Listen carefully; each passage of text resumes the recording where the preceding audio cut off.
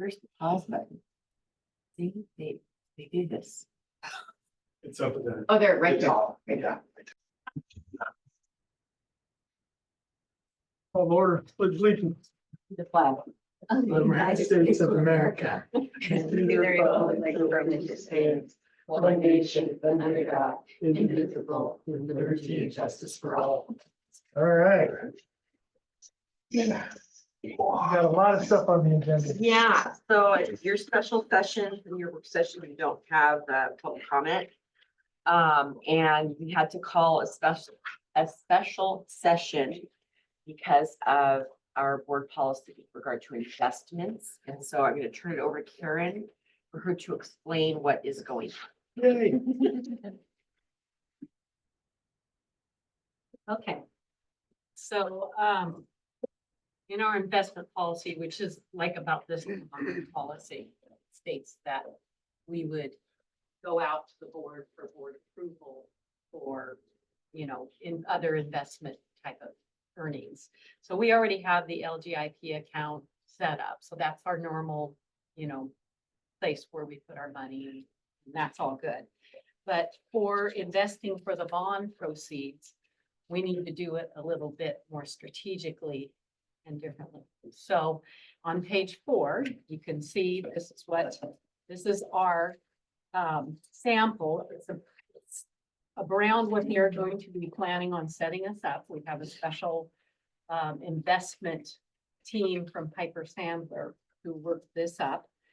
And what they're doing, if you look at the approximate cost, which is near the middle.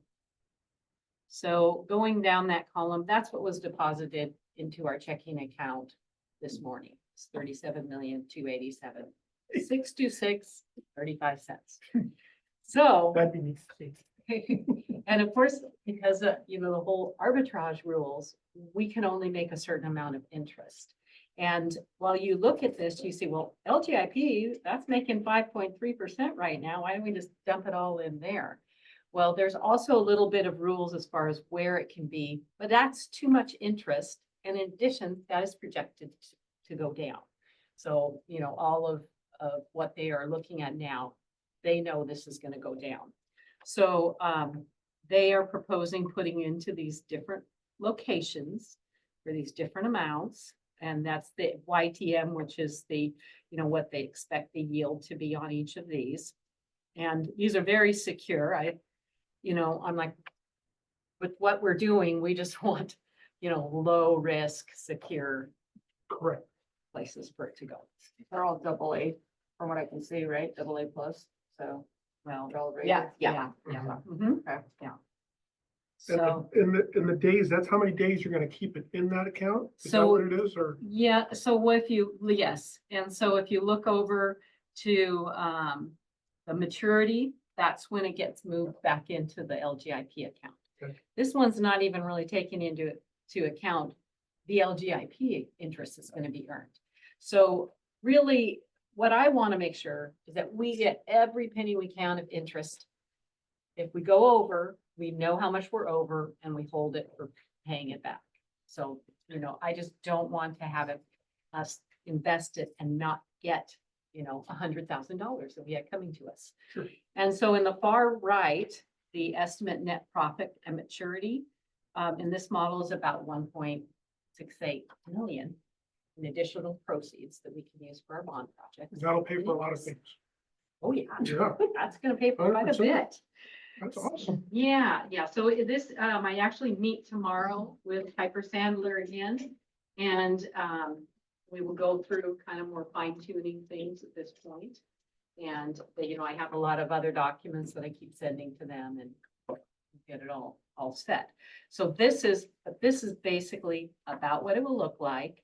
And the plan is to report on a quarterly basis how it's doing in these funds. So, are there questions about this? No, other than, can you reinvest it again? That interest that we get? Well, Cause we're gonna be doing this for a bit, yeah? yeah, Yeah, but it will be reinvested when it goes back in LGIP. It'll be earning what LGIP is making. okay. But I would say with what we have set up right now, we're probably gonna go over what we can make. And is that for the maturity or for just a year That's for the maturity. of the whole entire thing? Yes. So we can only make a certain amount for the whole entire. thing. Right, right. And this is, and it won't be due till 5 years from now. So it's like, we can go over in, year 3 and know that we're over, but we don't have to pay IRS until year 5. So, but we have to really track everything very closely, Yes. with what we're doing. And So you can see here in Karen's, in the table, we have a set of bonds maturing next July. Mhm. And then next October. And then a year from this January, April and May. So they're all maturing by 2026. And, And the biggest bulk of it is in the April 2026 and July 2026, because that's when we're really going. Yeah. And getting things going. So we have kind of smaller amounts going in the, with some of those earlier ones, just making sure that we have enough money to fund what we are doing. And then these are that's the big, go time. when we're That's awesome. doing the middle school and all of the big. In projects. 2020. Right, yes, But I mean, all the funds should be used up by, yes. we have to use up 85% of the funds within, 3 years? 3 years. And then that we have then 15% to kind of figure out, okay, is everything done? Right, Sure. what's left? Right. What can we get? Yeah. Extra. Mhm. Things like that. Yeah. All right. So it's another good piece of money to go. That's awesome. So it's on it sounds like consent agenda, so we'll just come up. Oh. That point with the board meeting. Oh, perfect. Okay? So no more questions for me. I will. Thank you about, she's had some long days. Very long weekend. Okay, so we are gonna go ahead and look at the draft one, and Scott, if you wanna go up to the table here, and I'm gonna share the screen. What? No, I'm not sharing the screen, that's not, I have pulled up, so you have it in your packets. I feel bad, Karen, just deposit all that money and I talked to you about spending it all. Yeah, yeah. Well, it's there. I don't think we can take it with us. And it starts on page 6 of your packet. And this is the same document that you saw a couple weeks ago. Yeah, 2 weeks 2 ago. weeks ago. And I mean, I did bring it on my laptop and I can plug it in and share it, but maybe you can pose, I know it well, so you can maybe just pose questions to me and I'm happy to answer. But the purpose of the bond management plan is we've got a few different goals with it. One is just to be very clear about the communication process to make sure nobody's cut out of the loop and that the board feels that they're very much engaged where they want to be engaged and that they're designating responsibilities and authorities to your superintendent where you think that appropriate as well. That's a big piece of it because as we go through bid openings and contract awards and things like that, we know then up front where we need to tie it to a particular board meeting or where we can get that to the superintendent and that can be authorized and move forward. So that really gets into some of our schedule adherence as we go through that. It also talks about communications with how that works with your with all the rest of your staff, your design team meetings, your core meetings, even the community output, the shares, what that looks like. And then we get into more specifics regarding specifically your bond as it gets to all the scope, all the schedule, and all the budgets. And so the budgets that are in the attachments on your plan are recommended as the starting budgets. Doesn't mean that they couldn't change. The board could authorize them to change.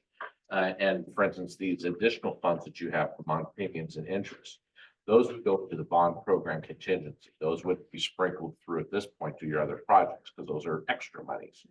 And so, as I mentioned last time, should we go through the middle school building, for instance, so we do traffic analysis and the like, and the authority having jurisdiction in the county, they say, well, look, because of this, you're creating this many more trips and we want you to put in sidewalks or widen the street or put in a right-hand turn lane or something to that effect. That wasn't considered part of the original project, but comes to us later in the design process. That might be a time if the project contingency can't absorb that big of a hit, that we might come to the board and say, hey, the city has imposed this. It's a $700,000 hit. We would like to borrow bond program contingency to help fund that additional request. And that's just an example of what could happen. We could tear open walls that we think are fine, but I know your walls aren't fine.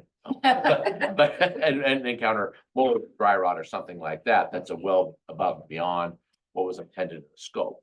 Then we might come to you for something to that effect. But the idea is to really try and minimize any time that we come to you for bond program contingency, because we know you have a lot of other projects you want to accomplish. And so, but that's really what it's for. That's the authorization. We don't, the intention of these budgets is we're setting up these budgets in the individual accounts. And the way that this management plan is written is that within any one account, you give authorization to Dandy and Karen to kind of move funds within one account. But anytime we need to move from one account to another, so for bond program contingency, one of the projects, or something from the elementary to the high school, that requires board approval. So because you are establishing, hey, here is our line in the sand today and where the monies go, project. So, and that way there's a good transparency, and it doesn't leave anybody out of, what the considerations are.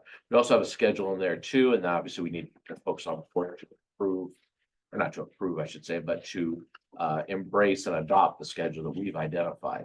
That means your designers, your builders, et cetera. And we did receive this week qualification statements for all of your supporting professional services, your geotechnical engineers, your surveyors, your hazmat professionals, and the like. And then next Thursday, we receive proposals from your architects and engineers. And we'll get those selections underway. So the idea would be that we have those selections done pretty quickly. By next Tuesday, we'll have the selection for the supporting personnel. And then the architects and engineers within about a week and a half after we get their proposals. So getting moving on the design. So it's not to say that there won't be any work in summer 25. There will be. I don't want to throw it all into summer 26. But we're going to kind of target and make sure that we set you up successfully, that whatever you start in summer 25, you finish in August of 25, not September, October, November. So we want to really be thoughtful about what we can put in there, because we know that, your folks, your community has passed a bond in May, and I'm sure there's people going, well, I passed that bond in May. Why haven't I seen any dirt move yet? And people think that that's happening right away. And there's just, there's design and permitting and bidding and a variety of things that have to happen first, of course. So, but it really just kind of lays out how the bond will be managed in a very global sense. And we'll sort of tailor that as it just makes sense, when we have meetings and what our board reports look like. We'll be doing board reports for you, and we'll start out kind of heavy detail, and then you tell me, is that enough detail? Do you want more? Do you want less? And we'll kind of tailor some of those more nuances as we go through the process. So can you do me a favor and just Absolutely. kind of walk me through, Yeah. like, I'm looking at this, I was looking at this budget Mhm. and I'm like, okay, architect, and I'll take the Jervis Elementary School, 550,000. What exactly, since I've never done a project like this, I've never been on anything like this. What exactly is the engineer architect doing? And then the professional service, I'm guessing, okay, soil engineer, they're testing, obviously, but can you tell me more about the architect and the engineer? What's the role? And then building construction, when I look at that, is that just, when I was looking at that, is that just materials or is that labor and materials? So can you just walk? Oh, absolutely. No, that's a great question. So I'll first start with the column headings at the top, because that helps to know where you're at. Is everything is kind of put in original budget, and that's the column there. And then we'll have current budget. So like after tonight, or after, I guess the 19th is when we're adopting this, right? This is more of a second read, or? Yes. Okay. Okay. Time for them to ask questions. So on the 19th, if you adopt that plan, then we'll take everything in original budget and we'll move it directly into current budget. And so it'll be the same numbers. And then as there are adjustments that we discuss with Danny and Karen within a project, we'll adjust those current budgets. And anything that we might bring in, again, from a bond program, we'll adjust the current budget for that. And then you can see the other components, which are basically our encumbrances, the contracts that we signed, paid outs remaining, and then what we call kind of at the end is these are projected costs. And the projected costs are basically just the delta between those two. We don't typically recommend that you roll projected costs back into your bond program contingency until the last nail sort of driven. You go, okay, everything's done. yes, we don't have any other risk or any other costs. Let's move the risk to projected cost back to bond program contingency. If we're doing our job, there's probably a little bit of dollars left in each of those budgets that rolls into that. So for your question of then moving down the rows, so architects are, they're, your lead designers, if you will, and they will be the prime designer for the entirety of the package, whether that's the elementary school or the high school or what, however we've broken those down. And they go through what they call a pre-design or conceptual design to make sure that their scope is right. This is always vetted with the district. And they'll go what they call schematic design, which is by the end of that, they'll set where all the walls go and all the room adjacencies. And you'll have sort of a general floor plan, if you will, with a couple elevations. So you kind of get a sense of what this box looks like. I'm thinking the middle school. And then in design development, then everything starts to get fleshed out more with, where the doors and the windows are, the sizes of those, where all the outlets are, where the cabinets are, and things like that. But then you start to see what is in each space and the types of materials. And then in construction document phase, the architects then lead that effort to then create all the construction detailing. So basically, that's the time where they're creating all the instructions for the contractor. This is not just what you build, but this is now how you build it and all the detail. And then we bid it out. And the architects will support that effort to bid it out. So if there's questions during the bidding process, the architect answers those. And then we get in the construction phase. In the construction phase, an architect will be on site, typically weekly, and they will do what they call construction administration. So they'll look and say, is this built the way that we designed it or intended it? But you also have lots of other parties that will look at that too, not just the architect. You'll have the city or the county looking at it. You'll have me looking at it. Your envelope consultant that you hire under professional services, they'll look at it. If it's mechanical commissioning agent looks at it. There's lots of different eyes on it. Now, that's also to say that the general contractor should be looking at it. He should not be ignoring what his electrician does, for instance. So with the engineers typically are hired under the architect. So the district does not have a direct contract with the engineers. The architect holds them underneath because then they encounter the entire liability. So you'll have an architect with a structural engineer, mechanical engineer, electrical engineer, plumbing engineer, maybe acoustical engineer for the middle school, and a variety of other things, civil engineer, and they will typically be under the architect.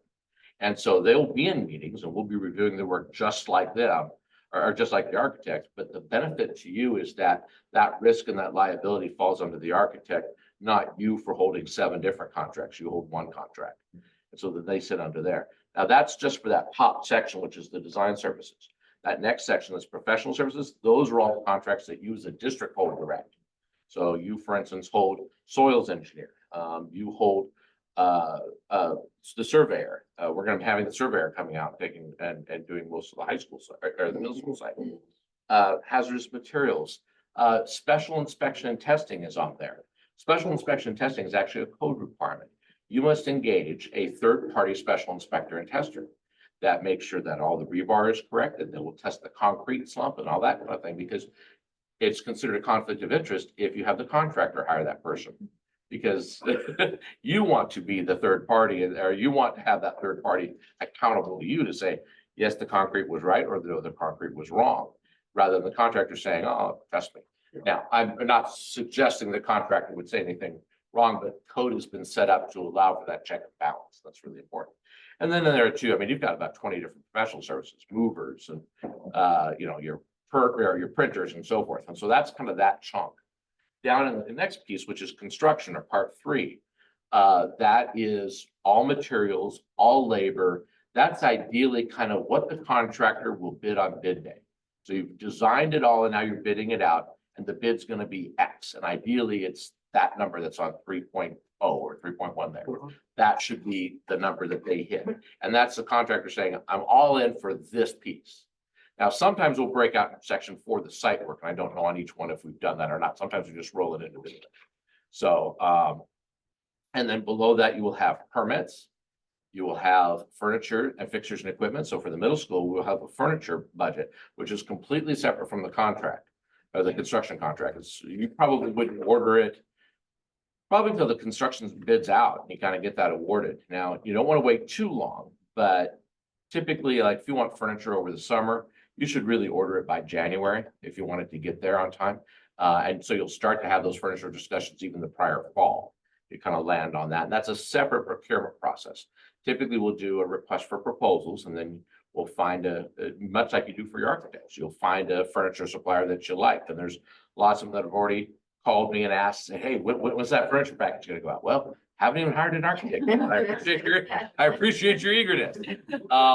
But you know, there's good ones out there. There's Saxton Bradley, there's School Specialty, there's Meteor, there's a variety of ones that we've used and some that are changing management right now. And so I have a little bit of trepidation about engaging them, but nonetheless, we put out an RFP and where we're, you know, submits. And so, yeah, then you go through this furniture procurement process, which may be, you know, just a different committee or a smaller committee or a certain sort of small-ish committee from the middle school one will come in and help set that up. And then, you know, at the bottom, you also have project contingency. And project contingency, there's a contingency built in each individual project. So that's again, for some of the kind of the, I'll say the small discoveries or the smaller sort of county making you do X. Ideally, that contingency will take care of the whole project. So it handles sort of the normal things. And if there's really something that, again, that comes out of left field, they make us put in a traffic light. Well, then that's probably where we're going to, you know, first, we're going to push back on them and say, is that really necessary or not? Prove to me it's necessary. And if it is, only after that due diligence would we come to the board and say, hey, county's making us out a traffic light. Traffic light's like $700,000-800,000. Yeah, I know, it's shocking, but it is. Because of all the other associated costs that go with it. It's not just the light fixture itself. It's not just the light fixture, it's all the power and grid, road work and everything else that goes with it. And so we would say, we need to bring that over here now. I don't anticipate your project will require that because you're not doing this for growth. You're doing this to support your middle school program. So, I mean, you're not growing crazy. So I think we can justify that. But yeah, I mean, that is kind of a breakdown of the budget. I don't know if you had a specific question on a specific line item or. Oh, that's what I needed. Okay, I was good. trying to figure out exactly. And some of those are at zero because I don't anticipate, you know, like the roofing project, I'm not gonna have a furniture budget for the roofing project or obviously and things like that. And, you know, hazardous materials, we tend to err on the high side. It's like, well, you don't know. I mean, you got old buildings and then you gotta rip open that roof. Abating roofing is a different sort of process and cost than abating flooring. And it's not that it's worse, the roofing's not necessarily worse, it just goes through a different process. But it still has to be tested. You have to do testing before a contractor comes on site. He needs to know that anything he digs into has already been tested and is proven as negative, or it's been proven as positive, and that's incorporated in the scope to take it out. So, like I said, those proposals came in this week, and so we're evaluating those, and we'll have those folks selected by Tuesday. That was really helpful. Yeah. Thank you. Sure. Okay. Sorry, sometimes I just stream out with a lot of data, so stop me if I go too far. We needed that breakdown. Good. Honestly. So, yeah, there's just a lot of contracts for you for us all to manage. In fact, the only contract you don't manage is like 1.2, that engineer. Because that's the one that's under the architect. Everybody else is an individual contract. That's why somewhere in there too, we have legal counsel. Because we want them to review insurance and bonds and some of those other components. So it's a lot of contracts. I don't want to burden that with Karen, so we try to do a lot of that. Yeah, we work with her. Okay, so. Sorry. I haven't- Oh, no, please do. This is a lot of paper to get through. I understand. Okay, so as we look at this draft, Mhm. I do have a question about the agreement and contract, changes under the 250,000 required approval by superintendent and business manager agreements and contracts. Changes above 250 require approval of superintendent, business manager and board. All will be shared for information boards during the regular bond.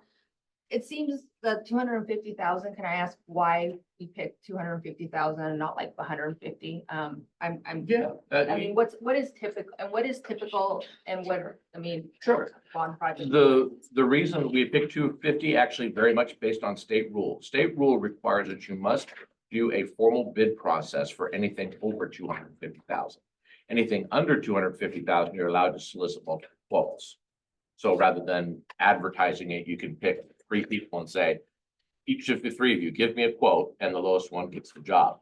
So we made the break based on whether it's a quote or a bid. Bids go to the board, quotes go to the superintendent. So there wasn't really any more detailed thought than that, just because we're using the state procurement rules. Pardon me. what is typical in districts? Yeah, they typically follow that. It used to be in multiple districts 150 because that was the state threshold. The state has moved that in the last couple of years to 250.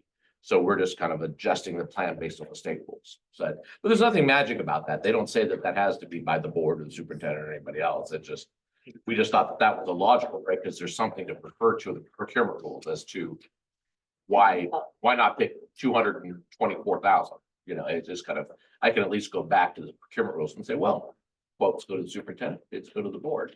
Make it easy.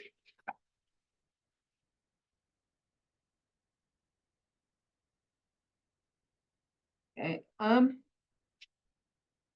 there will be some larger contracts, for instance, like the architect contract, that will be over 250,000. While that's not technically a bid, it's an RFP. That would go to you because it's over 250. But we would prepare the draft contract ahead of time. So it would be, here's the architect that's been selected, we've negotiated the contract, here's what the fee is, and then answer questions as we're doing here tonight. And then if you approve that, Candy would sign the contract and off you go. So. And Maria, in our last month board meeting, or a couple of weeks ago board meeting, there was a board policy that we read. It was a first reading. Is that right? And in there, we identified that just for bond projects, this amount is for superintendent, business manager. Anything else, it requires board approval. So it doesn't change it across the board, just. for Right, our it's projects. just for the bond projects. I'm still debating if I think 250 seems a little high, so I'm in my mind. Okay, but I understand where that's coming from. Yeah, inflation has changed so many of those numbers too, and that's, I think, why the state procurement rules have changed. Is there's, this is an awful statement, but 150,000 doesn't buy that much anymore. Yeah. So I think that's why the state changed their rules. Yeah. That makes sense. You know, I just think about that one. Okay, under the cost management documents. C recommends the superintendent business manager approve the following documents. 2024 BP program budget, the 2024 BP budget modification request, and the 2024 BP budget transfer approval. Okay, so can I just to make sure that I am like, I guess I look at legal docs quite a bit, so I'm like, okay. So is your BP budget modification actually the CIP project? I was trying to connect those documents with our attachments, and I'm like, Oh, okay. And My I'm- apologies. Okay, sure. no, I'm just making sure that's. Yeah, does that yeah. make sense what Yes, you're it saying? does. It does. Okay. We have. It goes, Yeah. can you, when you point these out, could you tell us what page you're on? Page 12, perfect, thank you. So page 12, yeah, you're referring to the budget modification documents. Yes, We've got two different ones. We have a budget transfer authorization or a BTA, and then we also have a project modification. And our project modification report. yeah, so, I mean, so I was like, okay, Sure. CPI budget transfer approved. I mean, I was just like, Sure. I was just trying to make sure that the BP budget transfer approval was actually the CPI budget transfer approval. That's Correct. Yeah, those, that's a good correction. We should make those the same letters. Yeah, the same. I would- Yeah. Yeah, I would appreciate that, just Absolutely. because when I look at this stuff, I like to know where my attachments are. Sure. And I guess I'll ask the same thing by the BAC bylaws on page 4 on the bond advisory council. The BAC bylaws. Yes, please. I don't know that we incorporated those because I want to say, didn't those get revised? 'Cause I Or did just- we incorporate the revision? It's a draft document. in- Okay. Yeah, So I'm sorry, what was your question specifically on the BAC bylaws? So when I was trying to find them, I was just trying to make sure I was looking at the correct ones, and I think it's on page Yes. 13. yeah. Yes, So, that's you know. correct. Uh-huh. Okay. Yeah, the intention is really just to kind of lay that out very clearly, what we expect of the BAC.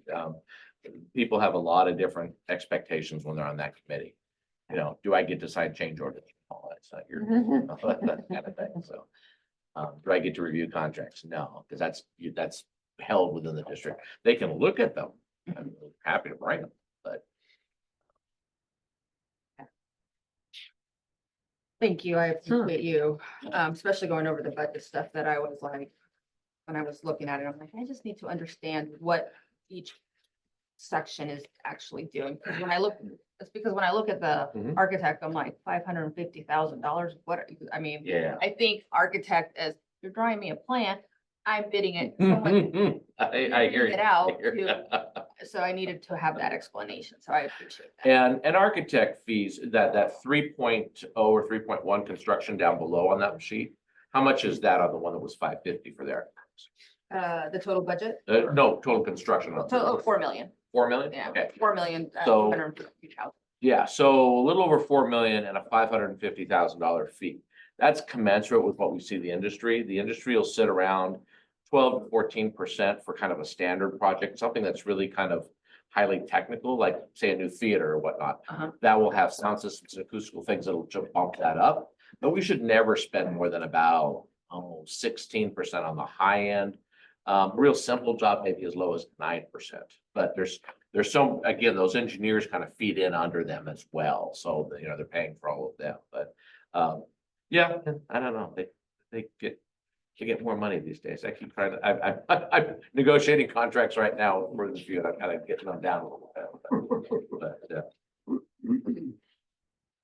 Yeah. what I'm hoping is that it comes in below the 550 and eventually goes down to your project contingency and eventually rolls over your program contingency. What I try to do is set these a little conservatively so that you've got everything covered and I don't have to say, oh, Danny, I'm gonna have to move some money from furniture up to cover the architect or something. I don't want to do that. I want to maximize it, your construction and your furniture as much as possible. I'd love to put zero in permits, but that's not, sadly. Yeah.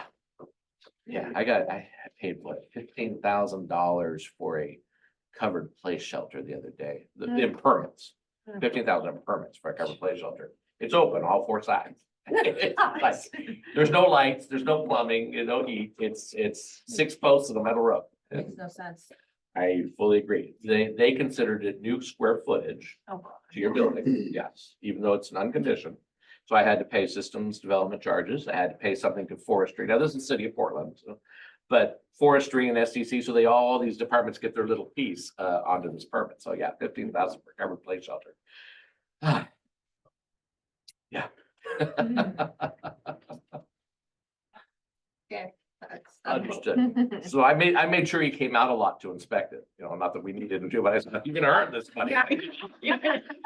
Come out daily. Once you come out, look at these 6 footings, Did you kind of come glass off? That's right, that's right. Here are the torqueness tests for the bolt you asked for. I want you to do it right here. It's- Get your money for it worth, yeah. Oh, yeah.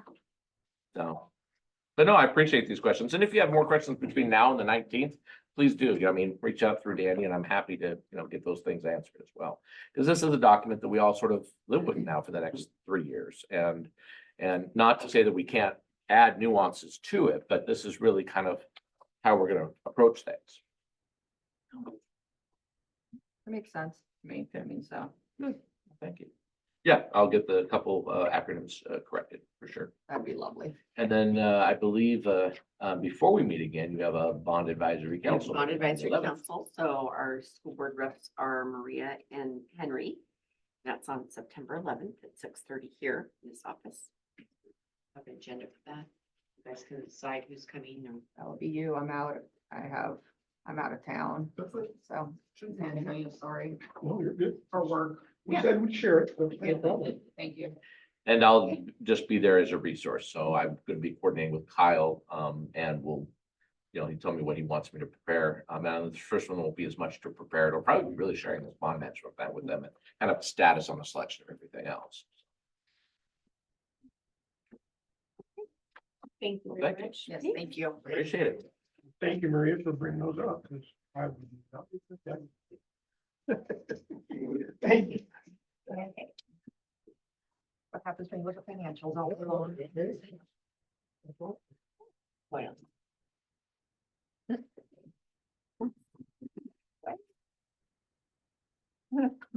Hello.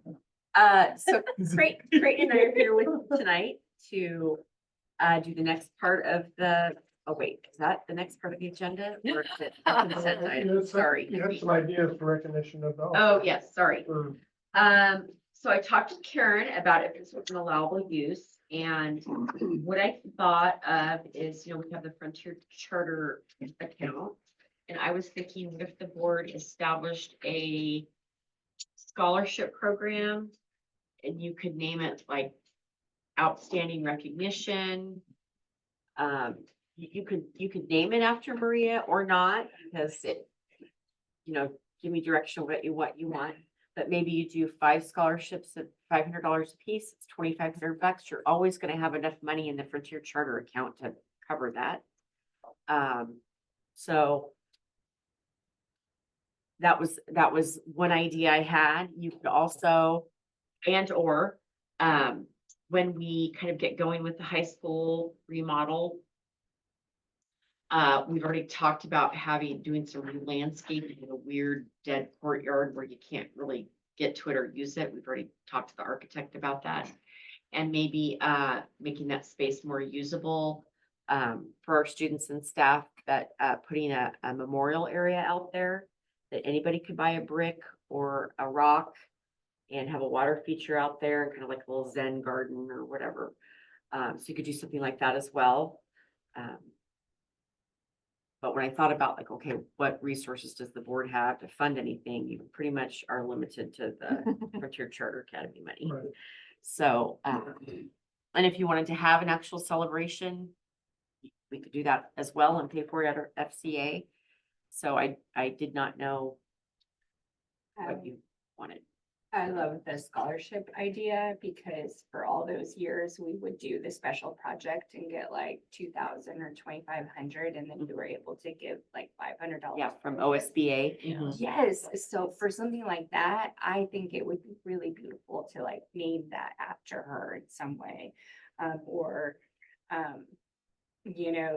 I do know that I think they passed that thing where you can actually get paid as a board member. Mhm. And putting that not that any of us would take that, but it would go into a fund for the scholarship stuff, which we had previously kind of talked about.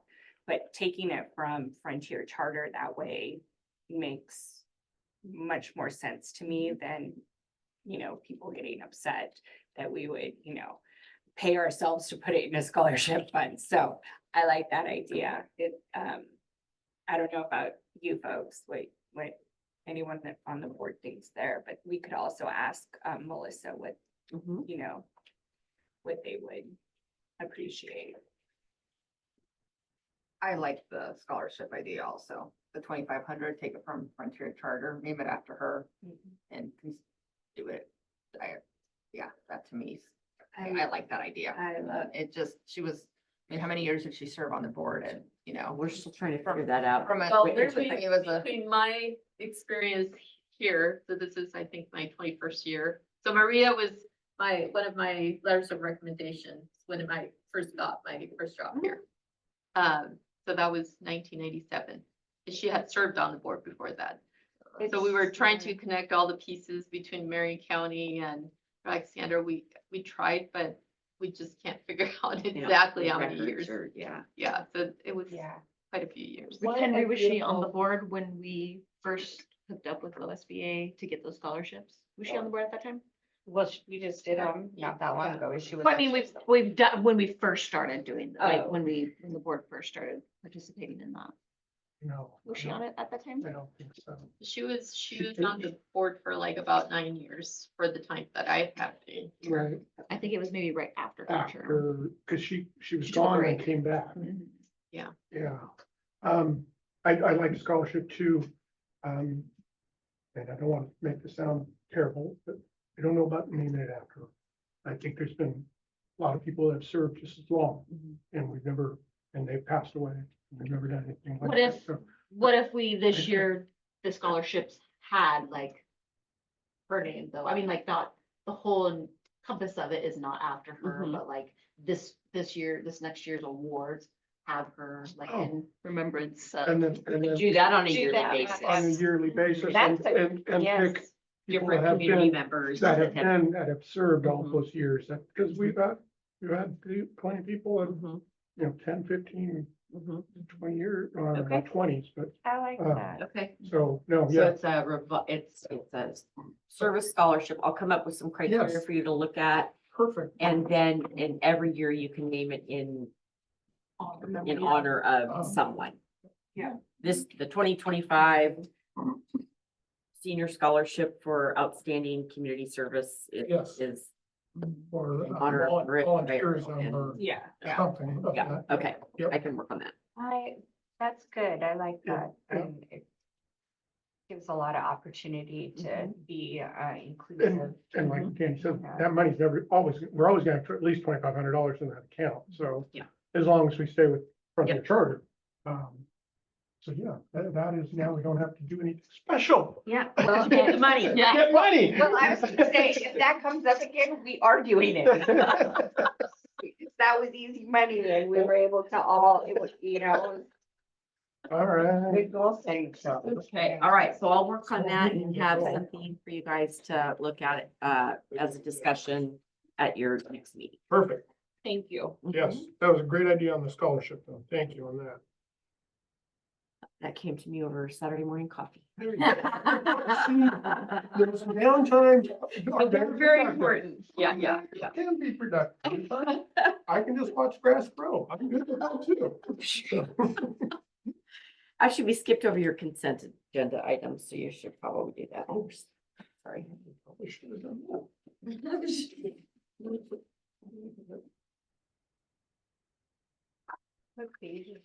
It's 5. It was part of Karen's report. Oh, Thank that's- you.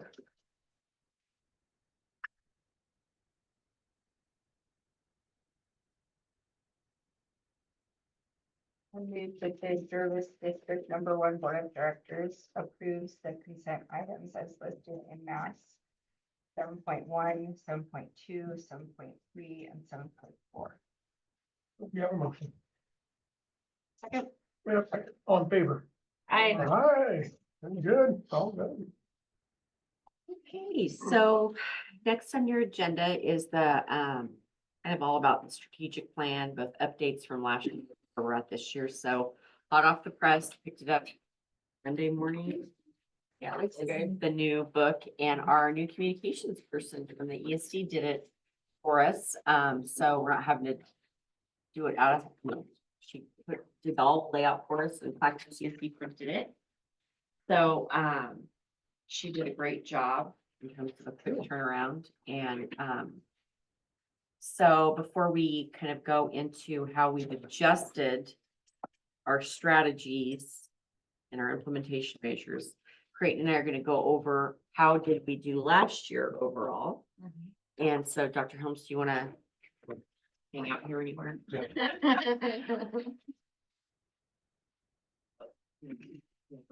I can share just a bit of good news before we.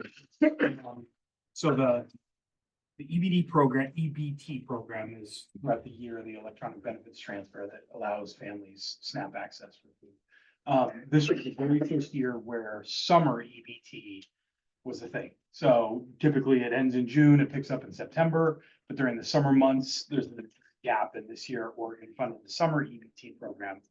The coordinator for summer EBT could not be Melinda for some weird logistical financial stuff. So I was the coordinator this summer. And as we were wrapping up the summer, 510 students, their families received $61,200 in summer EBT money That's for these awesome. 3 months to help offset food costs That's during great. summer break. So Very good. I got those numbers. That is, It's a good feeling.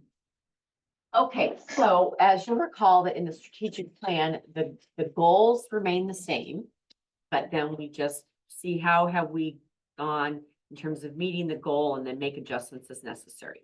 Now, when Jerry Colonna first helped us create this plan, it was a 3 to 5 year plan. So we were gonna stick with 3 years and then maybe redo a good portion of it for year 4. But then Jerry passed away and we passed the bond. And in looking at the goals, there's still work to be done. And so, in looking at that, we decided we're not gonna redo all of these goals. Like, let's just keep our focus. And, the the team felt like there, like I said, plenty of work to be done. So, Creighton, you wanna do goal one? Sure. Yeah, okay. So, go ahead. Yeah, so goal one obviously centers on social emotional learning of the district pre-K through 12th grade and effectively now our transition program students as we break that online this year. But there's a couple pieces that we'll touch base with goal one. As we shared with the staff yesterday, we shared youth truth data. We shared DESA data. And then our counseling team gave an overview of the social emotional curriculum that we are adopting going into this year. And so Danny shared a lot about the youth truth data yesterday, kind of in summary, and I think everybody here has heard some of it to an extent that youth truth is not shy in saying that the Jervis School District is very much a model school district in the implementation of youth truth, both in kind of the fidelity of the frequency, but also receiving the data back and what are we doing with that data. And the youth truth data gives us metrics across student feedback, staff feedback, parent feedback. We have a lot of very good data from the staff feedback and student feedback. Unsurprisingly, we get good parent feedback. We just don't get a lot of it. But I think that'll be a good focus forward. I gave him a copy of the handout that we gave to staff yesterday. And so just a couple of the things that we wanted to point out, because, getting staff to administer a survey with fidelity, giving students time to take the survey, and then them taking the survey can be challenging because they're sometimes passively aggressively not wanting to do it. And so that's why we bring it up and review the data multiple times, both at the building and at the district level. And so some of the things that we highlighted yesterday is that, like at the elementary school, there was a notable improvement in emotional and mental health, which demonstrates to those teachers that when you take time out of your day to address emotional and mental health with your kids, it gives them a foundation that they're ready to learn, cope, problem solve. In each of these areas, it also talked about what was statistically significant. And so the idea is that they take our district and they compare it to like-sized districts, not only in Oregon, but across the nation. And anytime it says statistical significance, it means that we have moved the needle to a point that it's just not a one-off. It's not like a fluke. It is something that we've improved in or changed in enough that now Youth Truth is looking at that going, what is that district doing? What is that school doing? Let's model, let's see if we can model or replicate what they're doing. So at the elementary school, what was statistically significant is, do you like how your teacher treats you when you need help? So the relationships have majorly increased, kids' perception about what's going on. At the middle school, they had statistically significant improvements in 4 out of the 5 themes, which is huge. And then also there was little difference between grade levels. So 6th graders come in, they're so happy to be there. Thank you, yay. And 8th graders are, I hate this. Why are we doing this? Everything's stupid. They all, 6th through 8th grade, equally felt that this was a good place. They had people to help them. They're learning. And then if you look at the bottom of that first page, statistically significant in 8 of the 10 questions in engagement and academic challenge, which is great because they've been really focusing on that. And some other areas that talked about belonging and relationships. At the high school, statistically significant increase in academic challenge and college and career readiness. And I think that that is also goes along at the bottom of their stats. We learn a lot almost every day, and my school has helped me develop the skills and knowledge I'll need for college. I think that's directly correlated with the Gear Up grant and focusing on having that one person working with the counselors to really provide opportunities for kids to explore college and trade, different careers. They're now getting the correlation between, oh, maybe I need to do Algebra 2 so that I can do X, Y, and Z. And then elementary school families had some feedback, but again, at the middle school and high school, there was not enough for us to get any real good data in general from that. And so, as I've told the administrators in those two buildings, I really want them to focus on connecting with their families this year to try to get more participation. And then we had staff feedback on that as well. So for elementary, there's a slight decrease in all themes, but that's to be expected because they had such a high turnover. And they also have so many teachers that were new to their career, like less than 3 years. So everything is very overwhelming and, everything is like scary and new and they are over the curriculum and Is that feeling supposed to go away? it does go away. It Well- says right here, staff employed for 20 years, fine, right there. So you just If have to you get were to your here 20, 20 you're years. fine. So, I mean, overall, I think that the survey, reflects what we know is happening in the buildings, and so, but it was also good to celebrate it with staff. The one that just got out to me a little bit is that LGBTQ Yes. students are actually rate higher Mhm, than the non mhm, in relationship with college and career readiness. mhm. That makes me feel like they are being treated, they Mhm. feel like they're Heard. as same. And that's, you don't see that very often. That's, so sorry about that, that was really awesome.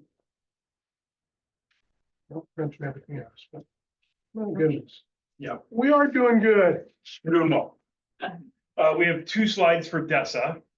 The first, the triangle is a triangle that's typically put out there for like academic intervention of what a healthy school should look like, where the majority of your students in that green are able to access instruction at the classroom level. Then you have a smaller group in that yellow that needs some additional support at the intervention level. And then the red is those that typically might be on a special education IEP plan or something like that, where it's a fraction of your students that just need a lot of additional assessment. For social emotional measurements, you actually want to see a bell curve as opposed to a triangle, because the way that social emotional competencies are measured, it's just systematically different than you would think of scholastically. That the majority of your students are going to be typical, healthy, happy students that are still struggling with various things, but they, from the perspective of the way that we measured it, they are doing well.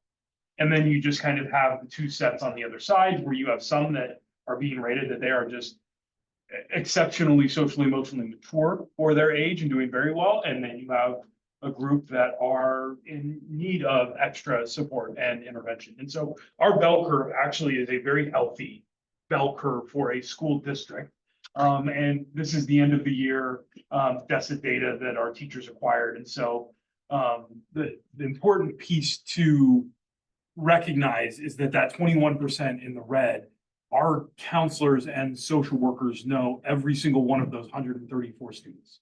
And so they know from the data that's been received and those that have been in one-to-one groups and small groups and all sorts of other various ways, they know for the most part what the struggle is, strategies on how to address and work through them with those students, and make sure at the very least that there is a caring adult that is paying attention to the very best of our abilities. And it's not this, we would love it if there was nothing in the red, but we know that if you did this with adults, you will have in the red. And so, I mean, that is just the life of walking on planet Earth. And so we're okay. And then in DESA, when you break it down into the various different competencies, goal-directed behavior, you can kind of see the red is where we need a lot of additional support, the blue and the green, less so. Goal-directed behavior came in as the specific competency that needs the most amount of work district-wide. Decision-making is the one that came in with the strongest competency across the board, K-12. Again, our counselors know this, and as they go into the school year working with administrators, what are the different things we could do in each building that really try to emphasize goal-directed behavior, and those kind of things. And that's something that can really have meat at the middle school and the high school level when you're talking about college and career readiness and those kind of things. Like, how do you prepare for those kind of things? So, Sorry, real quick, and maybe I'm not understanding. So goal-directed behavior, what is that? Give me an example of what that would be. So is a student's initiation or persistence of completing tasks of varying difficulty. So a student is in a particular math class and they have a goal of, I want to get a 92% on my final exam. What is their ability to maintain the effort up until that exam to be able to give themselves the best shot of achieving that goal? Okay, So it's not setting goals, it's the behavior of once you. chasing after. Yeah, so you give them something and them trying to The achieve. it. persistence, the grit, the follow through. Okay. It's the grit, and that's a tough skill. It always has been for our young people, but particularly now, it's Hard for adults. it sure is. And All then right, briefly, very good. this has been briefed a couple of times, but our counselors just kind of rolled out the reason why we went with a new social emotional curriculum this year and the benefits of it, and then they are gonna share at the building level more details specific to those teachers. Yeah. Better people. So, goal 2 had to, deal with our, equity committee. And, Dusty and Andrew have presented a couple of different times on the work that they did over the course of the year. And so when we, presented to staff what they did, they just kind of summarized it about, trying to use those inclusive practices to support each kid and make them feel, valued and heard. And so these were the components that they were supposed to look at. So they created that equity lens and began an implementation of that to various buildings, and then assessed how did that go? Is it working? What do we need to adjust? Gave staff some PD on cultural education. Staff, not only did they have the video clips that we showed you off and on throughout the year, but then they also have like tribal literacy, which was brought in by ODE. That was a required component, but it also fits into what we're doing. And then they looked at feedback from students and families on district programs and policies. Those were specific families that they reached out to. I think Benya said 50 different families that they really purposely targeted excessively to get them to answer the survey questions. So I'm sure eventually they just answered so that they could be left alone. And Sandra was also on that committee, so if you have any questions, she's here to answer that for you. Lens, like, the decision that they're getting ready to make, who does it impact? Who has opportunities and's been included, who's not, what voices are at the table, and what can we do about that if we're leaving someone out? And again, part of this is a state mandate. We're not required to implement it yet. We're actually 2 years ahead of the requirement. It's our size, but I feel like when it shows up on a Division 22 checklist, we're gonna be way ahead of the curve on that. So then create a series of cultural education from in-person interviews. So remember, they asked the kiddos, how did you come to Jervis? What makes you not want to come to school? What are some of your successes and struggles? Do you feel seen? And what do you wish staff knew about your family? So do you remember this little girl? We had her video at the beginning of the year. She talks about getting a lot better at math, and I'm really good at math now. So, and then Adrian, I think you saw the Adrian video, and it was a hard one to watch for our newcomer kids, who have that language barrier. It's very difficult, and so being mindful of that. And staff does have a physical reaction when you talk about these things, and the idea of not being as sensitive as I should be. I just am kind of assuming everybody's gonna take care of each other. And then Silas, he wants to be a scientist, figure out all the mysteries of space, and he loves being challenged in math and English, and he's one of our longtime family farmers. And then this was a high school young lady, and she talks about this would be our resilient behavior, right? Our grit. It's okay to make mistakes and bounce back and keep going. So she talked about the struggles that she's had, the mistakes that she's made, and it was pretty powerful. And then they did a sample, they surveyed the students and families about inclusivity and accessibility. And so this was what the questions that they were asking. Very similar to some of the information from the Youth Truth Survey. I know that they looked at some of the Youth Truth data, and figured out, okay, how can we drill down more into these questions to figure out what's going on? And this is some of the feedback from the parents. Staff should really work towards avoiding favoritism, make them feel supported, educate staff on the importance of respecting students' personal issues, not allowing them to insert themselves into their issues. Yeah. That's- And as Fenya and Sandra pointed out, like some of the feedback is hard to hear, Yeah, but it is important for us to acknowledge and recognize no, yeah. these are perceptions that people have, and their perception is what is true for them.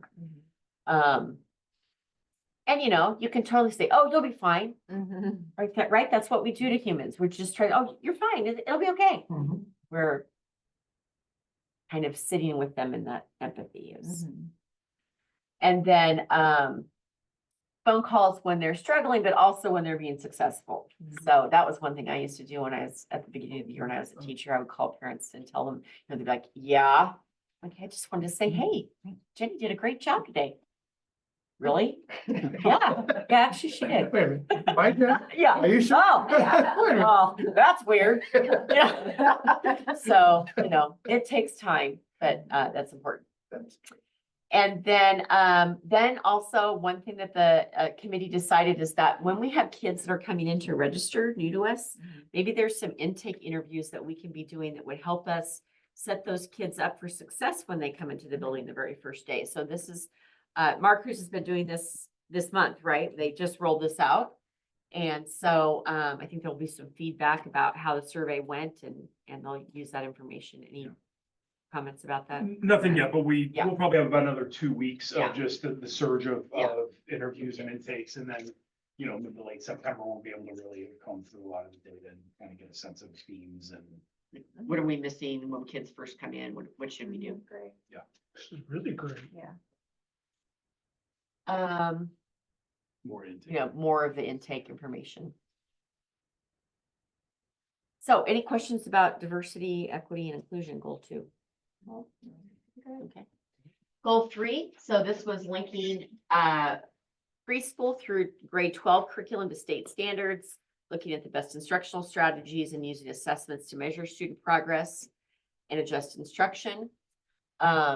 So we had 3 teachers get up and talk about what does student engagement look like in their different classrooms. And so if you recall, in the teacher evaluation system in domain 3, it's called student engagement. And the idea is that if teachers are letting the kids do the work, teachers are engaging kids, they're going to be learning the material. It doesn't matter how hard the teacher's working up here and what dog and pony show they're doing. If kids don't care about it, they don't care. Right. And so part of that engagement also aligns with our ELD kids. If they're talking to each other, they're starting to think about things, and maybe they can write it. And so we asked 3 different teachers to share what student engagement looked like in their classroom. Holly Hamlin is the math teacher at the high school. So she talked about what does group work look and sound like in math? Because as Holly said, I just used to say, get with a partner and do X, Y, and Z, or put yourselves in groups and do, and there was no setup to it. They didn't really know what their roles are. So the same 4 kids that are always answering the questions are the ones leading the groups, and the other kids just kind of tap out. Let the other kid let those 4 kids do the work. So she got smart, and she does a warm-up activity every day, or some activity every day, where she has these kids in groups. They have directions. She sets it up before, you know, and trains them. And then she goes through and she takes pictures of them. And then she immediately shares with them at the end of whatever activity or task they're doing, and talks about, look how you guys are participating. Like, you are engaged. What, like right here, what were you thinking right here? What were you talking about? What was going on? And so that kind of built the capacity and the buy-in that, okay, we can all participate. So, again, she's just got all sorts of activities where kids are, and it's not staged. It's not like the kids know, oh, today's the day for student engagement. She does this multiple times a week. And so she's going to post pictures of kids engaged in her classroom this year on the wall so that they can reference what that looks like. And then classroom roles and routines for engagement. This was Lucas, right? Lucas. Yeah, so Lucas Hill, he's social studies, language arts at the middle school. So Lucas had I felt like it's a math word problem. He was like, I don't understand, I don't know that I can do this. Yeah, so every seat in the classroom has a letter. You're A, B, okay. And then every letter has a role. So Jenny, if you're A, you're the reader. Hey, Henry, you're the speaker. Okay, now we need, and then the roles change every day. So if you were a speaker today, tomorrow you will not be. Henry will be the speaker. Then we have a color code. Like, oh my gosh. They're engaged because they're trying to figure out where am I, who am I? So he's got these lovely color coded tables. I love it. And then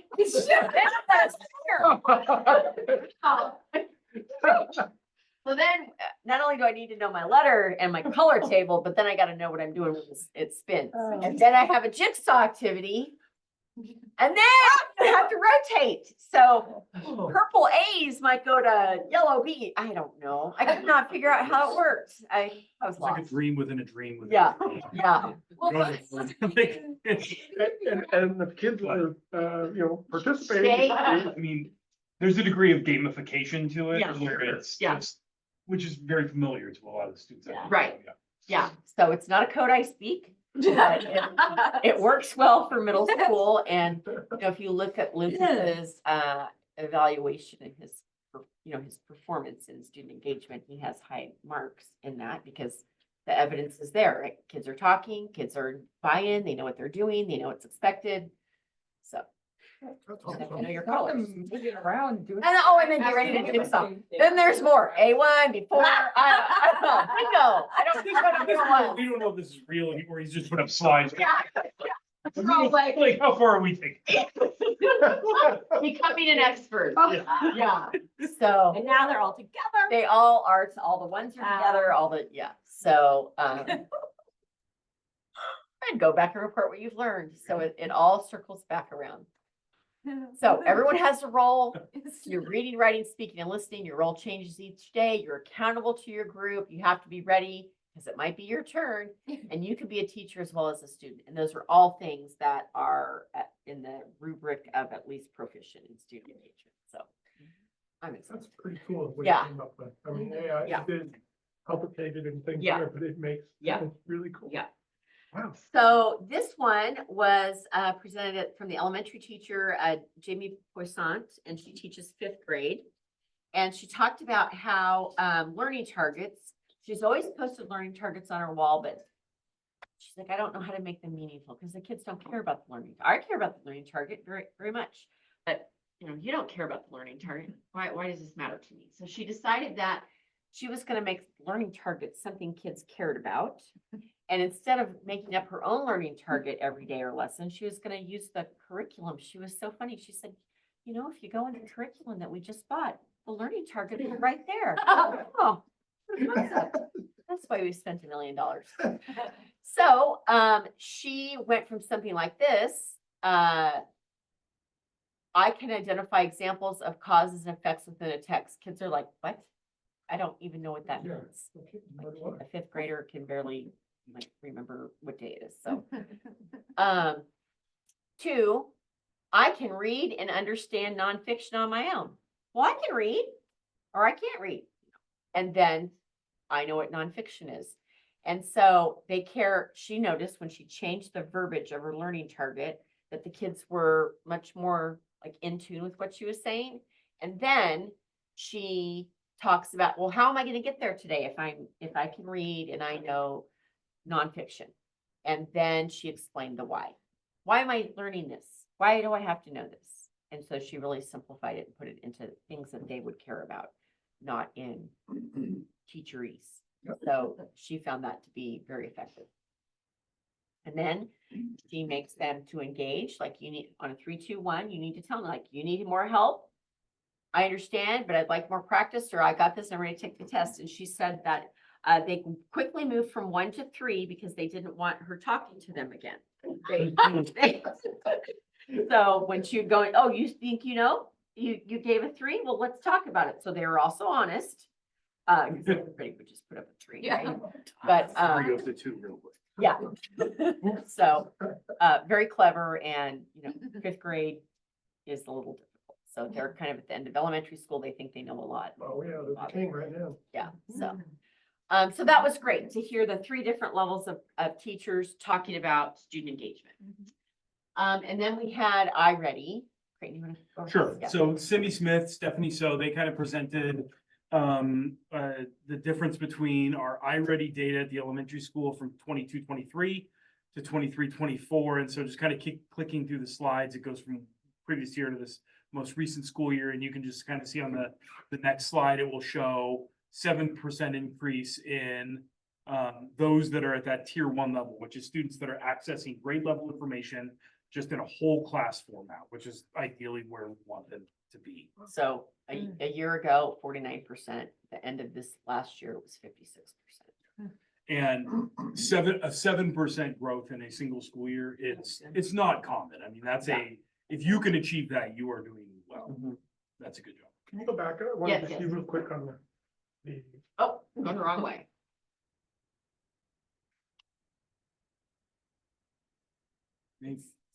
right there's, it's 2023, so at risk was 19, we dropped down to 15. Yes. And then the middle, 2-tier was, what was the From- second tier? yeah, so 32 to 29. So if you look at the triangles, Yeah. where we would have started with the majority in the red, those are those that need the most amount of intervention, Yeah. and a fraction in the green, or you'll see just a massive shift as more reds are going to yellows and more yellows are going to greens. And And that's, even when you compare like fall year 23 to end of the year, because you know, you're gonna have that summer slide a little Mhm. bit, it's still better. Yeah. It's still better. so that is the healthy triangle. So they talked about within iReady, you could do really types of interesting diagnostic growth and just showing how over the course of the school year at the elementary level, the number of the percentage of students that met 100% of their growth goals, 121% met their annual typical growth goals. So essentially what that means is that of the number of students that were measured, a significantly high percentage went beyond what their actual growth, they didn't stop at 100% of their growth goal. They actually continued beyond that, which is learning more than a year's content in a single year. And with our kids, we really want them to be in the stretch goal, the stretch growth, because they're behind. They're So they need behind. to make more than a year's worth of Yeah. progress in a year, right? They have to. So It shows this, that it's working. this in 2 years ago, Mhm. it was 27%. And then at the end of 23-24, we're at 42%. So 15% of our students, a 15% increase Increase. of the number of students that are growing at more than 1 year's worth of data in a year. 41%. Yeah. Mhm. So what Cindy Smith and her paraprofessionals are doing in that room is a formula that is working. And it'll be interesting to see, you know, because this also accounts for the kids that we put into the Blitz in the spring where we like said, okay, 3rd and 5th graders, this is not working. You have to. And then when we look at the summer data. Yeah. But when they come back in the fall and they take their beginning of the year assessments, I want to know for the kids who did not only the Blitz, but then were in summer school, did it make a difference? Yeah. Yes. And we'll have that data to you for your October. That maybe we just go year-round school. Yep.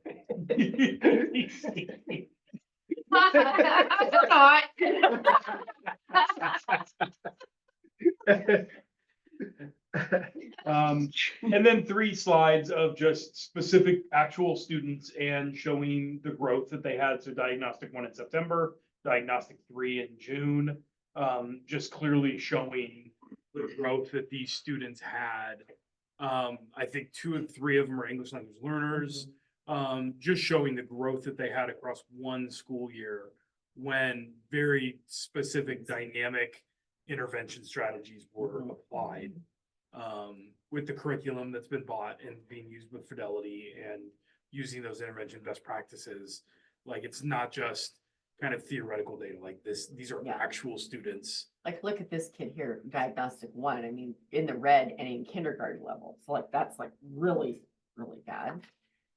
But then getting greens, max score, I mean, this Yep. is phenomenal. That is cool.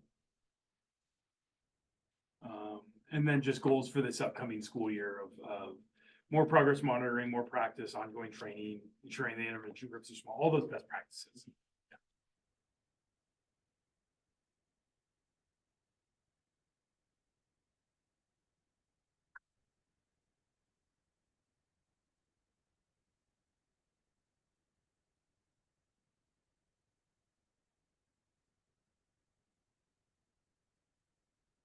He knows what he's talking about, Yeah. like that, he's not just Just fatigue citing awareness.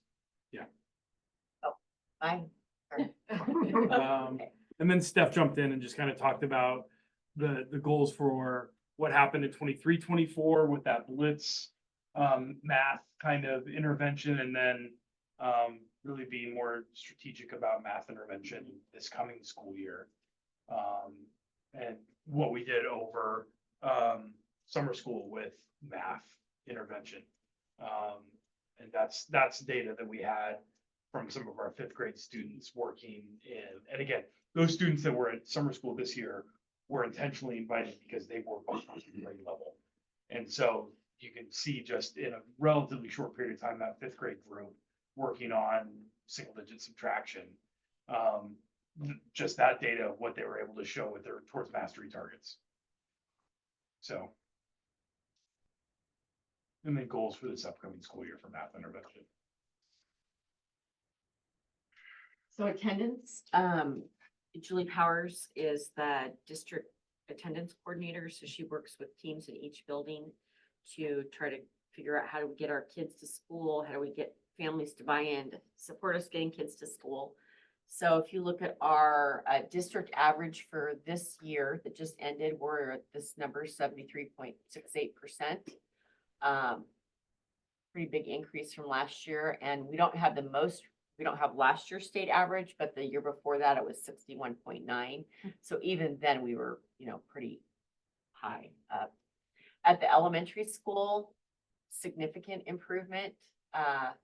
We can break the pattern of kids not coming to school early, just like with the reading and the math, and by the time they get to middle and high school, they will stop that kind of slide. Middle school, again, had great gains. And this was like after the pandemic, well, the first wave of the pandemic, everyone wanted to come to school, so little kids weren't coming to school because they always are sick, and so they couldn't come. And then, the senior class really tanked this number. The senior class really struggled this last year. Yes, they did. Yeah, with multiple things. I mean, that they started the pandemic as freshmen and just My that son whole. contributed to it. well, we're not gonna name anybody specifically.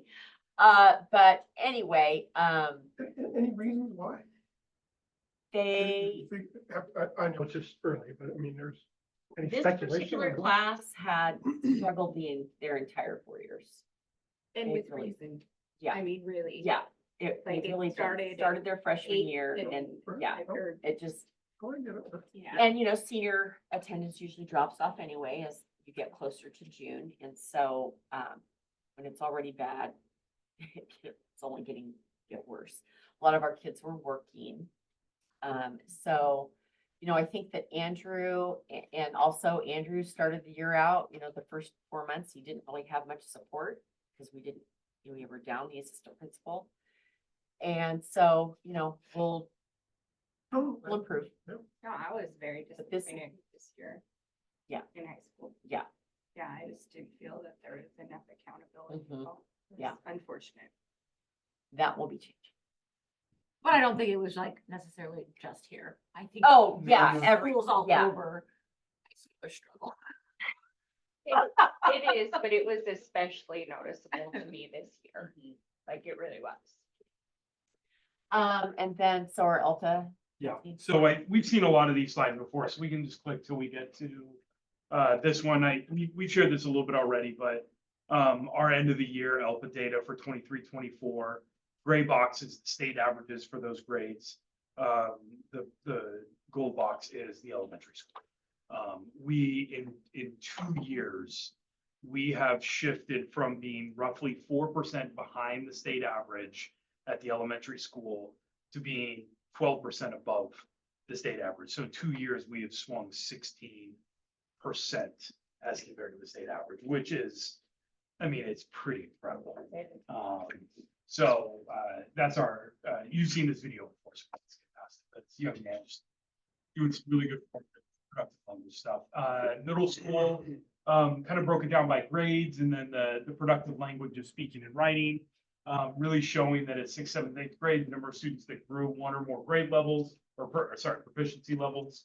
And the compared to 22-23 versus 23-24, the middle school had a ELPA passing rate of about 5 times greater across that school year.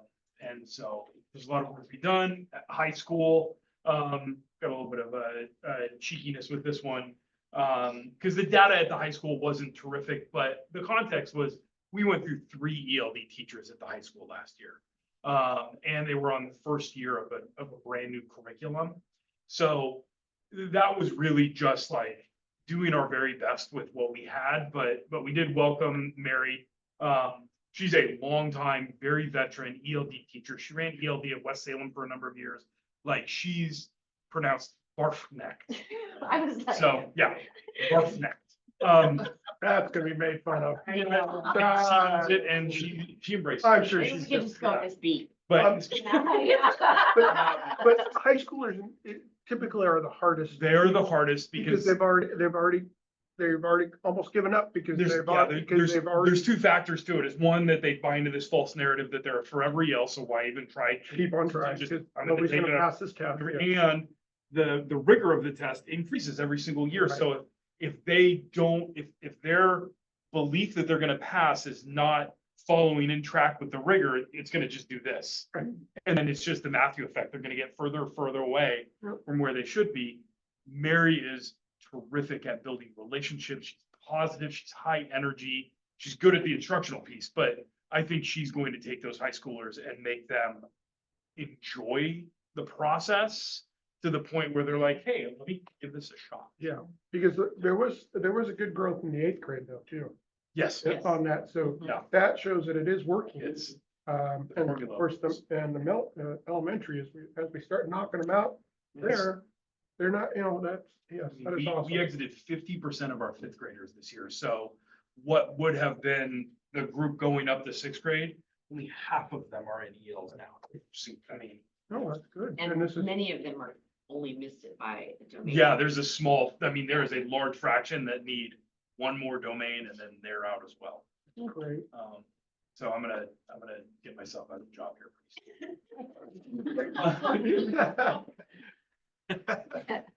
Or at least one part of my job. And then we talked about vision a little bit, at the elementary school, just really expanding the ELD science model down to 3rd grade this year. And then really just, we're gonna have a great time with our elementary kids. We're gonna make them YouTubers. We've got a GES ELD YouTube channel. They're gonna make YouTube videos, which is writing scripts. It's editing, writing in there. There's speaking it. There's trying it again. I mean, it's all speaking and writing, but it's done through the lens of something they really enjoy doing. So they're gonna learn how to speak academic English, and they're not gonna realize it because they're gonna be enjoying it. And then middle school, high school, really kind of honing in on that new curriculum piece, focusing on kind of a different new model at the middle school. Liz Lopez is gonna essentially have 3 different touch points with our newcomers and our ones, 3 times during every single day. And so we're really gonna hit hard at trying to get them to grow as well. And then again, at the high school level, just energizing and relationship building and personal investment in the process. And then I spelled this out to the teachers, and then I sent them an email last night with the same exact thing, so they didn't forget what I told them. Just things that they can do, even if they're not an ELD teacher, to help the process, because as I will say over and over again, so go our EL data, so goes the whole district. I think Andrew highlighted this at his, report a couple of weeks ago about ninth grade on track. So, I don't know if you, No, no, we're pretty good. Yep. We're doing very well. And I know that once we get into first semester here, once school starts next week, that they are gonna be tackling these kids within the first, after 4 weeks, if they're starting to, that they're gonna be all over them, so. and with no phones, it's even. It will be interesting, right? See what happens with the no. It's gonna be a good, I mean, Oh, yeah. it's gonna be fine. I think I. It's gonna level out and it's not gonna be as big of an issue. And they're coming from a situation, they've Yeah. already done this. Yeah, Because middle they're school, middle schoolers and we couldn't have them there. Yeah, so. It will be interesting though to see statewide, because there's so many schools Yeah. that That are starting to are get in some way incorporating. Yeah. I mean, we are too.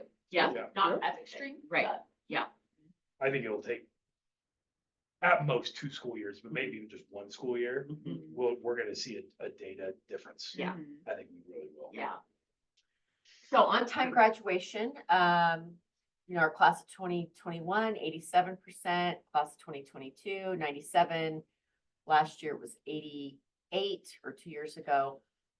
So we don't know what the, number will be for 2024 yet. But in terms of 5th-year completion, we got everybody across that stage in the class of 2023, so 100% graduation rate. And again, I think this just, Andrew highlighted the idea that by closing Sam Brown and making the alternative school more of a program, it's inclusive.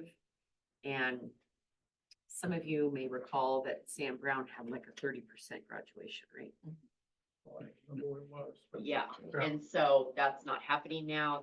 We still have those same kids, right? Yep. Same makeup of kids that would have gone to Sam Brown, they're now included in the building and they're doing well. Well, I also like that we don't expect, because I've been here when they were dressed differently. They had different gowns, they had different, everything was Yeah. different, and they still got brought up and things there. Wasn't a terrible thing, but Yeah. now it's all. Yeah. No matter what, so Yeah. that's a very good thing. So on this, that is for 23, 24? Or 20, That's the class of 23, so we don't have We the don't- 2020. We don't have. would have for the. Yeah, we don't have it yet. 24, so Yeah. that my thing was, we're gonna find out, even though our absentee, well, we had absentee of 58 on 23 on, I believe, Yes. so we were Oh, that was regular attenders. but regular yeah, attendance, right? So, we're still graduating them, even though they're They not are, showing. Yeah, they have to bust their chops to get it done. Yep, but we're still graduating them, so. Yeah, and so we're well, and a lot of them have to, they have to come to school. 100%. Then, Yep. So Yep. that's, I think they think we're joking. I know. Not. Anyway, okay, summer school, great. It's already kind of done a debrief on Yeah, summer school. Yeah, I would say so- if you did have a chance, the Woodburn Independent ran a great article on our summer school. I mean, it was a very good article. Dr. Williams, director of ODE, came out. We're only one of 2 schools that she visited all summer. That's just a letter from her, essentially one of her chief of staff said that she just thought that it was overwhelmingly positive of the visit. Such that 2 weeks ago, I actually went down and personally briefed Governor Kotek on our summer school program. And she currently in her office has a picture of Jervis Summer School students in a framed picture in her office, so it's pretty cool. Andrew did get consent to use my picture. But do you know how many people did not know who this was? I'm That sure. guy, I'm like, Spicoli? Never mind. They just don't understand. They don't. So again, I think Andrew shared this data with you in his last report. So summer school is highly successful for them. And so hopefully we can build on that where we won't need to have all of this summer school opportunity for children. Or It's a fun thing for them to come to Yeah. summer school. And then the college and career people did a presentation and talked about the different programs that they had for our kids, Gear Up, Aspire, and Trio, and the kinds of activities that they did. They had FAFSA night, finding funds, Friday daytime application or FAFSA information, college application week, essay workshops and then helping them with scholarships. And so that's really where they're working with each kid individually, like helping them with their essays and forms and, hey, let's call this parent and what are we doing? And so really getting them that one-on-one attention, which, you know, because we have such a small class, we are able to do so much with one person. Yeah. You know, if you had 200 seniors, that would be really Yeah, challenging. really. And they had Industry Tuesdays where they brought all year long. So they're gonna do that again, and these are some of the different kinds of groups that came in so that they could learn about things that were not necessarily college related, but other kinds of opportunities. I love that the barbecue guy was there. Yeah. It's, you know, it's almost like the food truck and the, you know, the whole entrepreneur. Yeah. They did field trips, college represents, networking, attended Conferences and career fairs. It's great to help kids go visit and have them create a picture, like, can I envision myself being here? Sometimes it's yes, and sometimes it's no. And then these are the different colleges and, Job Corps came to visit that were actually on site. That's really. I want to count. so we had 10 applicants. 3 students were awarded the Ford Family Foundation Scholarship this year, so that's $40,000 a year, 4 years. That's a really good number. That's to a have great 3 out of number. 10. Yeah. I would like to know how many of sports scholarships we have. Because over the years, we've had. Yeah, We've we've had had about at three- least 2 every year for the last several years. Yes, Find out. I mean, that can be. And then they have QR codes for everything. So they had us scan our little QR codes and enter for a raffle. I couldn't get my phone to work, so I didn't have anything.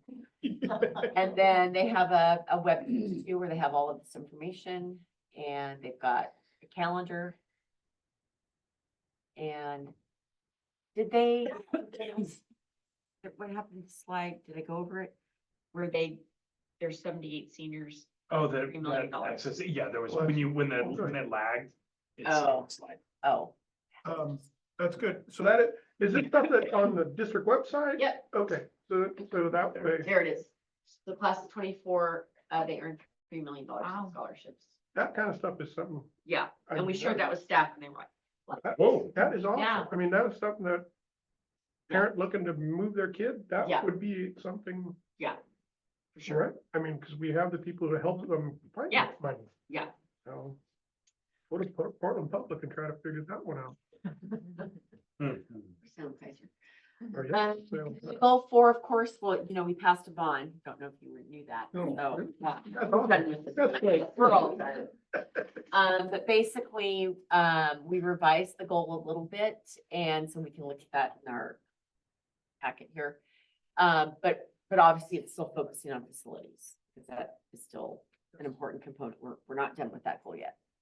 And RNC, that Scott, that came yesterday to the staff meeting and shared with the staff kind of what's next? How come I don't see any buildings happening? How come I don't have air conditioning yet? And no. So he's like, everybody take a breath. Yes, you're going to get to have input on what color the carpet is and where you want the light switches, but not right now. All right. So he just went through all of the next steps. Where are we at? What's going on? Who is he? Why is he there? And everybody was very excited about that.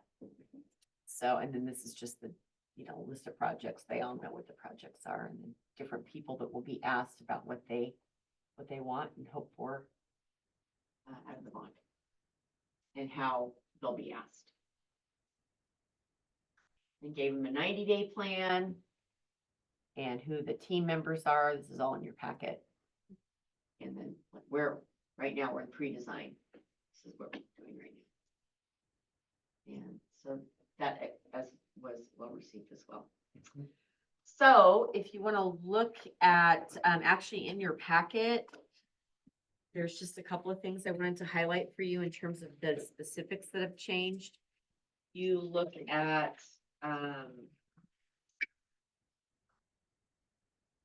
goal.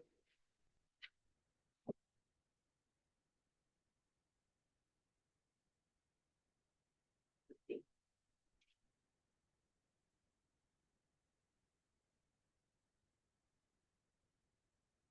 grandparent.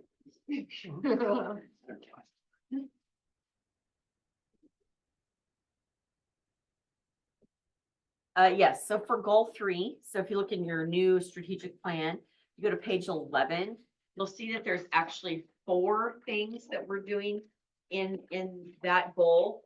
And because Jerry liked to keep us to 3 things, right? We keep it small so we can manage it. So we had quite a bit of discussion about 3A, the scope and sequence piece. And we're not quite done with it because we didn't finish with the preschool scope and sequence. And the idea with all of these activities is that they move off of your plate when they become just a way of doing business. Like it's just expected. Every year you'll revise your scope and sequence. We all know about that. Well, since we don't have the preschool done, we felt like we need to keep the scope and sequence there as an actual activity that we'll measure to make sure it's done. Next year, we'll probably drop it off the document, but it will be a way of doing business. It will be expected, but it'll always be published. It will be updated with curriculum so that it never goes away. And so that's why that one has 4 and the rest of them have 3. If you look at goal 4, so you'll see that that is the goal that we've changed the wording a little bit with the passage of the bond and the awesome grant.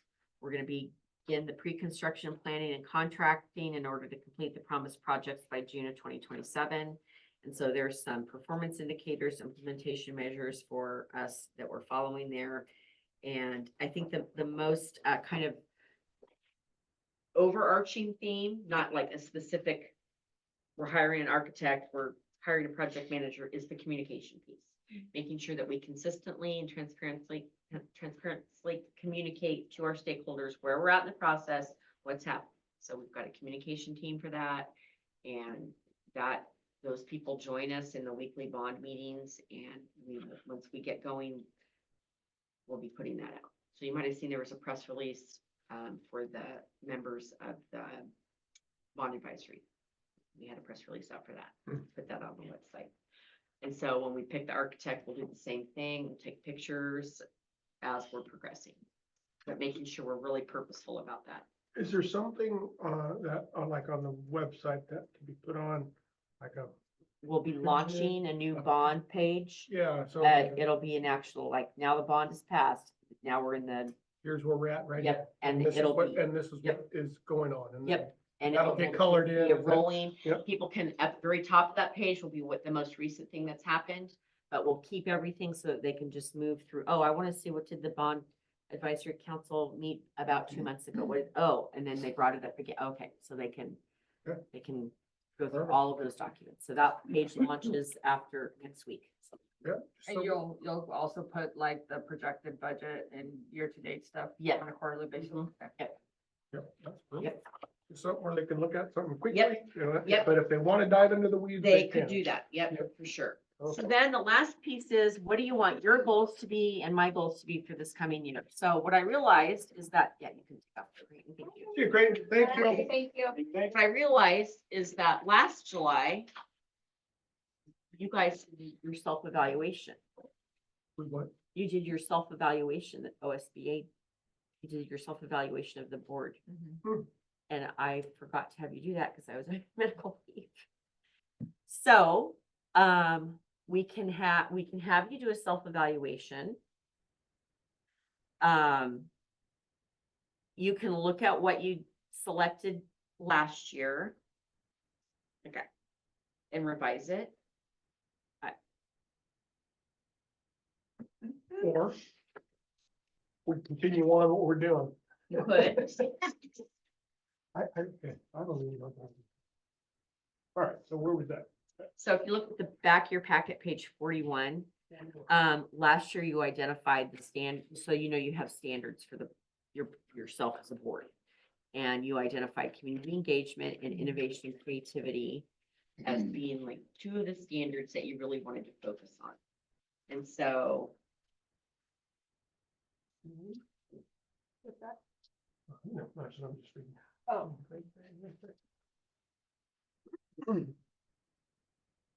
And so if you want to keep community engagement and innovation and creativity, then you can just look at the goal that you had last year. I mean, I think you met your goals.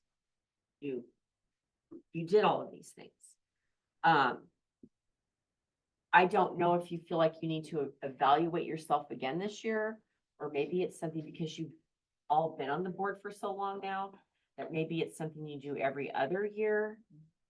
I really think the amount of success that we're having that you're seeing is because we are all aligned and we use this to move the ship forward.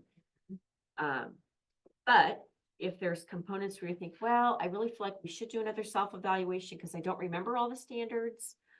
I can pull the standards from, or the data that you had last year, to revisit that on your self-evaluation. Like, I don't know what you want. Well, on the self-evaluation, we end up doing sort of a written up little thing with, who's the one that, Kristen Miles comes in, but the self-evaluation is when you, sorry, I'm trying to stop sharing.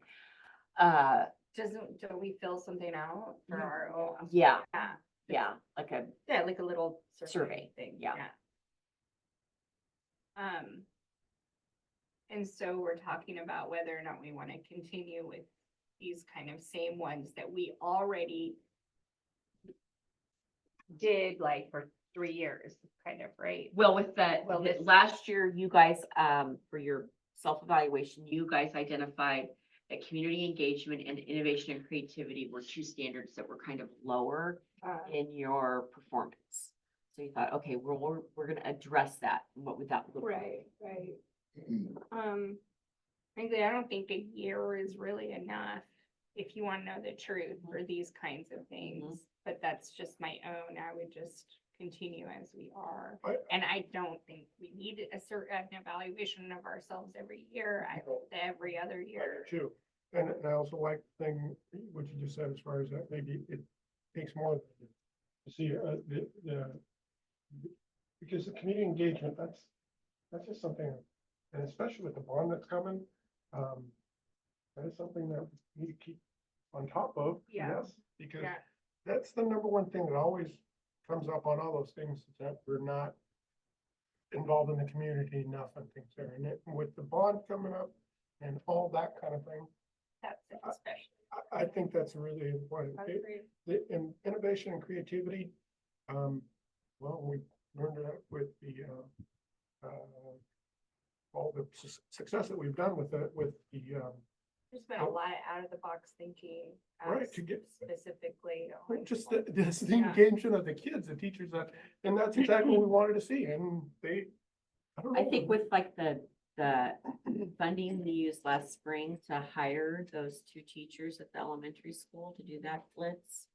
And then, putting other teachers on a time card for 6 through 12, and then the way Create and Design Summer School.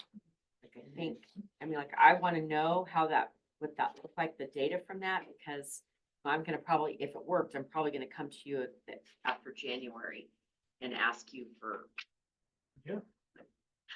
Frontier Charter Yeah. to hire 2 teachers in the spring to do that same thing. If it worked, only if it worked. So I think you guys have been really supportive in allowing your staff to try things. Because even if it fails or didn't work out the way they thought it would, you would not know. If you don't try it, you're not gonna know. Right, and it wasn't that our kids needed help to change something, because what we were doing wasn't working. They were all behind in everything, so I think letting these people that are one-on-one with our kids, let them think outside the box, as you said, and see what happens, and it's working. It really is. I mean, everything that we've implemented to help them achieve the higher grades, they're getting there, so it's just time. The social emotional piece has Yeah. been really up, Yeah. and it's gonna affect everything in a positive way, which Yeah. we're already seeing the fruits of. Yep. Getting My- kids Yeah, and calm is good. I would I would assume just continue with what we have and then do a self-evaluation bi-weekly, but I mean Yeah. by every other year, Mhm. excuse me. But, anybody else have some comments? Well, I like the thoughts of letting it go another year to see what exactly it's gonna come out with, and then evaluation at that point then. And, because that'll give us 2 years of data, right? I mean, that just makes much more sense to me. I'm good with that. Yeah, I don't think there's a need every year. No, I think we were, like you said, I feel like as a whole, it's very unified. Mhm. We're all on the same mission. Where before there was a lot of struggle of Mhm. what is our mission? What is, Mhm. who's doing what? So I think it was more needed, but now it's not as needed, so consistent. I know a lot of us were, it just started out. Yeah. so Right. I'll be done in 2025, folks. So. And then you'll start again in 2026. You can see this gone. What you start, you must finish. That's what she keeps telling me. Okay, so I'll put together some things. I'll just reformat it and Okay. review it to make sure it's still aligned with everything that we're doing. And if I make any changes, I'll highlight that. We'll go from there at your next board meeting. Perfect. Sounds good. Okay. All right. I think we're done, no? Other business and as needed. Sorry. Oh, I'm Your sorry. superintendent goal stuff that you have at the very end of the page. Do we need to do anything there? well, I thought that, I think it needs to kind of reflect and support what the work Ours. we do, Yep. as well as the strategic plan. So,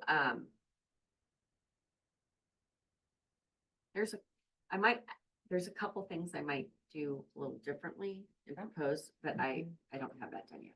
Okay, that's fine. I was just curious. Okay, then the other, I wanted to give you an update on the city Oh, with yes. regard to our school Yes. resource officer. I talked with our attorney today. He did receive a communication from the city's attorney yesterday. Wanting to know if we wanted to meet again to discuss last year's contract and this year's contract. And Michael is our attorney, Michael Blade.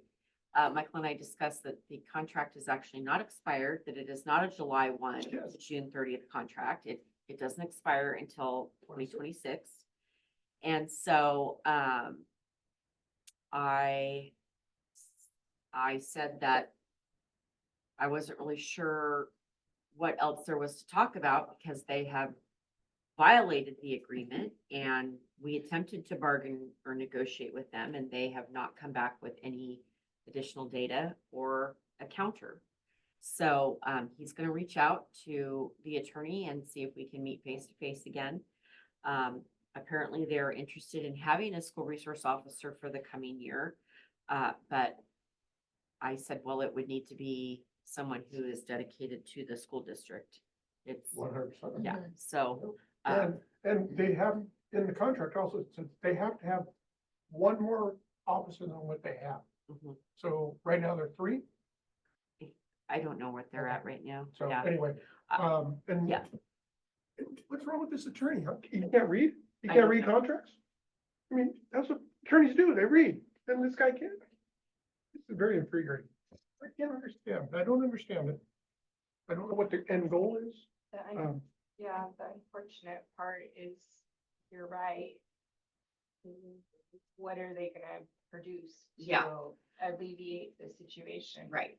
And I'm not really, when we're looking at every dollar, I don't really want to go and commit our $89,000 to then not have the product. Right. When I can use that money in that grant and we can pay for an actual certified librarian at the elementary school, because our classified person did resign. She got a different job out of district, and so right now Dusty has posted to see if anybody applies for it. It might be too late in the year, but that is one of the areas in Division 22 standards that we're always marked down on, that we don't have a certified librarian anywhere in the district. And so I don't want to commit almost $90,000 for something that we're not going to get. And then it's gonna be April and I could have spent that money doing something else that would have been really great for our kids. Well, so yeah, I guess we just listen to what the city has. but, Yeah, I mean, Um, when I asked, the city manager in that meeting in June, I said, well, You don't have a SRO budgeted for next year. Because I had seen their budget and it was at almost $200,000 less than what it was the previous year. And he said, well, if you're gonna pay your contract, then I will have one.